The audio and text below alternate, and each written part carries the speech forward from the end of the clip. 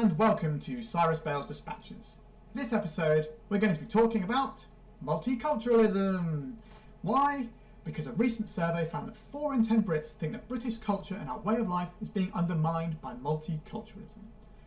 This is for those 4 in 10 Brits. Put down your cup of tea, stop eating that curry and sit back in your cosy IKEA chair and listen. Our country is indebted to other cultures. Think about it. Our national drink that we are famous for all over the world is tea. Tea. And it's not just that. Think about other foods. Bananas. We eat 5 billion of the bloody things a year. And it's not exactly growing wild around here, is it?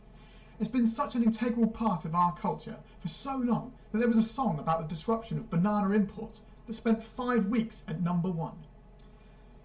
But the first question you have to ask when you see someone spouting this nonsense of opposition to multiculturalism is, what is British culture?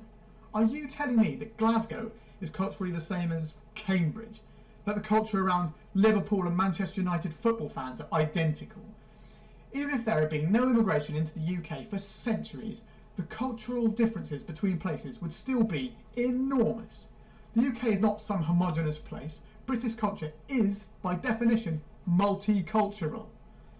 So what about these British values? What are they?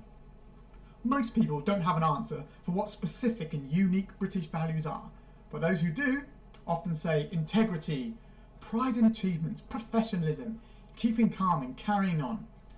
You may be nodding your head thinking, yes, that all sounds about right. But those are the core values of the UN, a coalition of 193 nations. Not exactly specific to Britain, is it? And when people talk about values, it's probably not a good idea to look at the historic values of the British. We got slavery, exploitation, genocide, asset stripping nations, stealing their artefacts for our museums. It's not exactly painting a pretty picture, is it? I think we'd all be happier with the basic human decency of the UN values than trying to find some historic, specific British values out there. So what even is the problem with multiculturalism that people seem to have? People are different all over the country, even within towns. But then they say, there's people coming over here, they don't want to integrate with us, they aren't like us, they undermine our way of life.